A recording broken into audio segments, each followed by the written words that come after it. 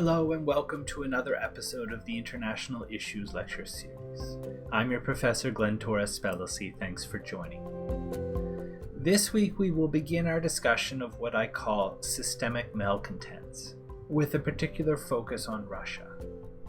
In the aftermath of the Second World War, as the global superpowers in Europe and Asia had been laid to waste by the most destructive war in human history, the United States, the only superpower left relatively unscathed by the war's atrocities, sought to construct a new set of world institutions that could guide the development of the global community, with the United States of America in the vanguard. Indeed, the years following World War II were some of the most prolific in human history in terms of the construction and creation of new international institutions, designed to bring harmony and bring an end to chaos in the international system.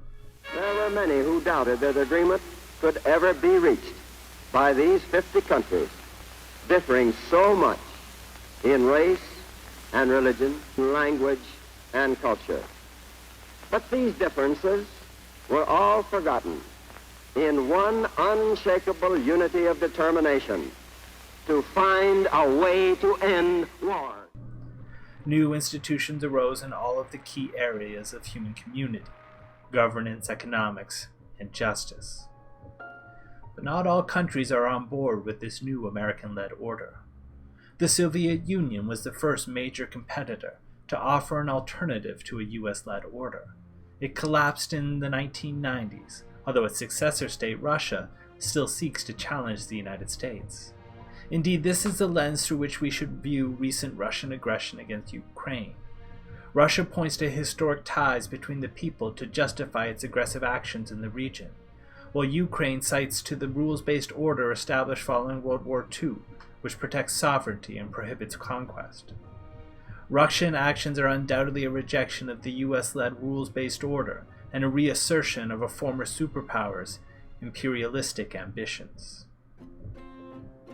Now, it is certainly true that the first capital of the first iteration of Russia was actually Kiev in what is now Ukraine, and there is a long history of shared sovereignty and governance between the two peoples. To some in modern-day Russia, this is a significant fact. It establishes a commonality of peoples, a shared culture, and a shared history. But do those historical commonalities suggest that there should also be a commonality of modern government? From a legal perspective, the most important facts relate to Ukraine's current legal status, which stems from the collapse of the Soviet Union at the end of the Cold War. Economically exhausted by the relentless costs of maintaining a global empire, and facing growing spending pressure due to US activities in the Cold War, in 1989 the Soviet Union collapsed.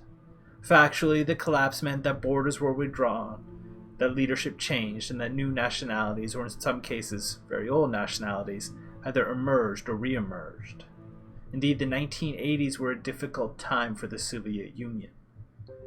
Facing difficult economic situations and circumstances, as the Russian economy had been stagnated and been drained by unsuccessful campaign in Afghanistan, it was at this time that the Soviet leader Mikhail Gorbachev adopted policies of perestroika, which means economic restructuring intended to loosen the state's grip on the economy, and glasnost, opening up of some free speech and free press rights. And in December 1989, as momentum behind Gorbachev's reforms increased, newly elected US President George H.W. Bush and Gorbachev met in Malta and declared an end to the Cold War. For 40 years, the Western Alliance has stood together in the cause of freedom. And now, with reform underway in the Soviet Union, we stand at the threshold of a brand new era of US-Soviet relations. By 1990, the Soviets had embraced a market-style economy, and Gorbachev was awarded the Nobel Peace Prize. A spate of declarations of sovereignty would soon follow, from Moldavia, Uzbekistan, and Ukraine. Even Russia declared itself to be a sovereign state. Now, not everyone, unsurprisingly, was a fan of Gorbachev's reforms and the direction he was pushing the Soviet Union. There were a group of hardliners that sought to oust Gorbachev from power and reassert Soviet control by crushing the various burgeoning independence movements. In August 1991, a coup sought to seize control, but it lasted only 3 days. With conservative hardliners in disarray following the failed coup, Estonia and Latvia declared independence from the Soviet Union. Within days, Ukraine began to take similar steps. On August 24, 1991, Ukraine's parliament issued its active declaration of independence of Ukraine. So a Ukraine emerged from the Soviet era as a solely independent sovereign nation. Interestingly, it also emerged as the third largest nuclear power on Earth, given that much of the Soviet nuclear arsenal had been positioned there due to its proximity to Europe. The states of Belarus and Kazakhstan also had substantial nuclear arsenals. So when these three newly independent nations sought to join the Treaty on Non-Proliferation of Nuclear Weapons, an agreement was reached called the Budapest Memorandum on Security Assistance. In this agreement, Ukraine and the other countries agreed to turn over their nuclear arsenals to Russia in return for guarantees that Russia, the US, or the UK would respect their sovereignty and refrain from the threat or use of force against any of the nations. As Russia entered the 1990s, it became clear that its status had been downgraded from that of a global power to that of a regional power. Vladimir Putin, now Russia's longest-serving president since the breakup of the Soviet Union, was determined to reverse that course. Putin's grip on power in Russia has lasted over 2 decades and could last for at least another one. In 1999, Russian President Boris Yeltsin named Putin prime minister and anointed him as his successor. In 2000, Putin became acting president following Yeltsin's resignation, and then he was elected president in March 2000, and then re-elected in 2004. In 2008, he resigned due to Russia's constitutional provision banning 3 consecutive terms, but he only went to become prime minister. In 2012, after 1 term out of office, he was re-elected president and pushed through a constitutional amendment extending the presidential term to 6 years. He was overwhelmingly re-elected in 2018, with his current term set to expire in 2024. However, in 2021, the Russian constitution was again amended, this time changing the term limitation to say that the same person cannot hold the position of president for more than 2 terms, whether consecutively or not. At first blush, this would seem to limit Putin's ability to run for president again. However, under the terms of the new constitution, previous terms as president do not count. Consequently, Putin can hold the office of president for 2 more terms, or 12 more years, starting in 2024. That would take him until 2036, when he would be 83 years old. Putin's opinion of modern Russia has always been as an empire wrongfully taken away. Indeed, his 2012 campaign for re-election as president, in that campaign, Putin essentially ran against the past. He clearly sees his presidency as an answer to the Russian collapse in the 1990s, and he believes that it is his role to restore the empire to the greatness that was wrongfully taken away. So in addition to seeking to tighten control over former Soviet states like Belarus, Putin has singled out Ukraine as his primary objective. In 2014, Ukraine was plunged into a constitutional crisis. Popular protests had rocked the nation after pro-Russian President Viktor Yanukovych had scuttled a deal with the EU to seek stronger ties instead with Russia. As riots and demonstrations roiled Kyiv, Yanukovych fled, and the Ukrainian parliament removed him from power, a move that both Russia and Yanukovych declared unconstitutional. Putin moved Russian troops into Ukrainian territory in Crimea, a hotspot of support for Yanukovych. A sham referendum was set up, and Russia quickly declared that it was annexing the whole region. This would mark the beginning of a long simmering civil war in Ukraine, as other regions in the southeast began to express pro-Russian sentiments as well. The US and its allies reacted by imposing sanctions on Russia, but stopped short of arming Ukraine. Ukraine is not a member of NATO, in part because of its close and complex history with Russia. Nor will Russia be dislodged from Crimea or deterred from further escalation by military force.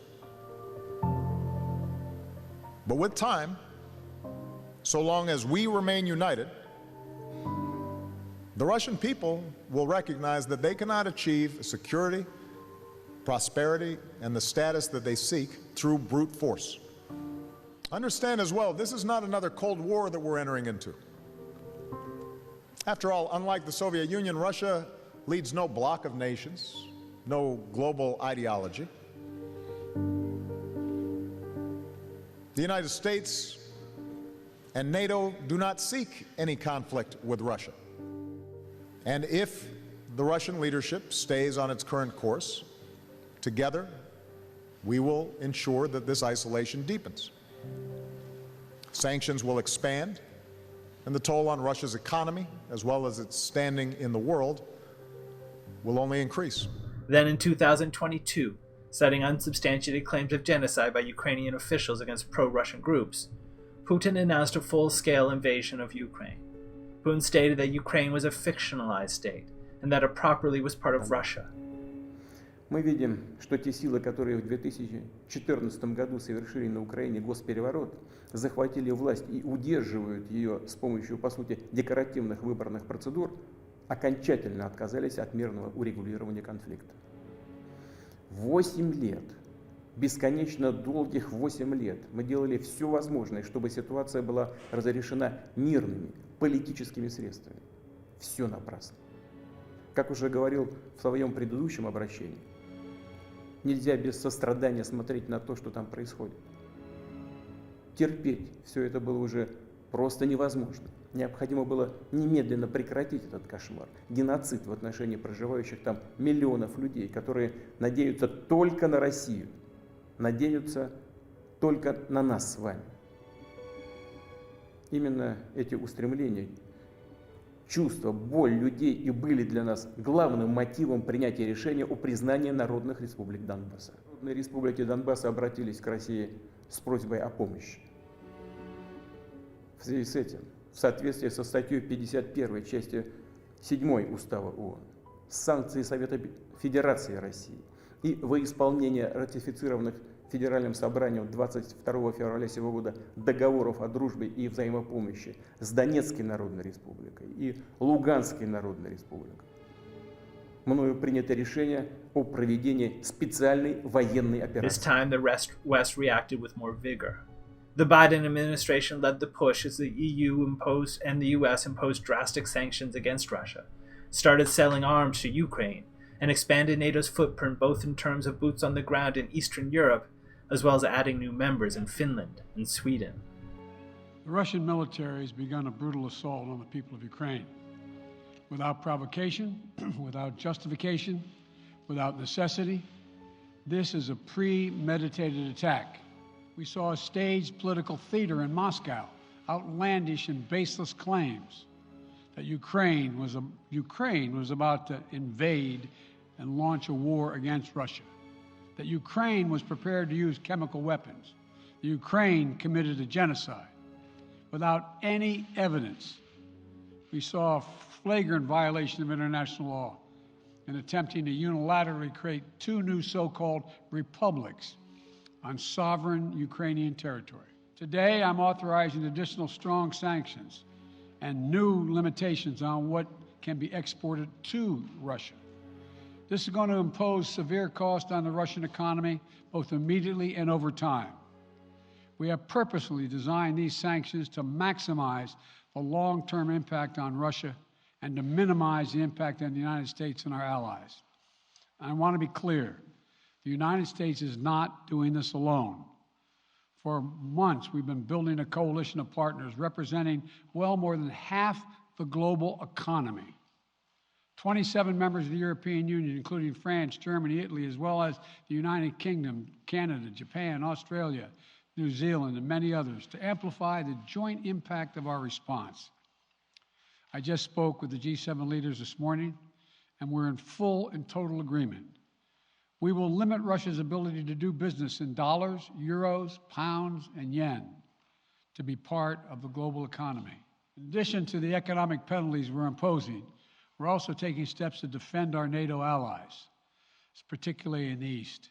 Tomorrow, NATO will convene a summit. We'll be there to bring together the leaders of 30 allied nations and close partners to affirm our solidarity and to map out the next steps we will take to further strengthen all aspects of our NATO alliance.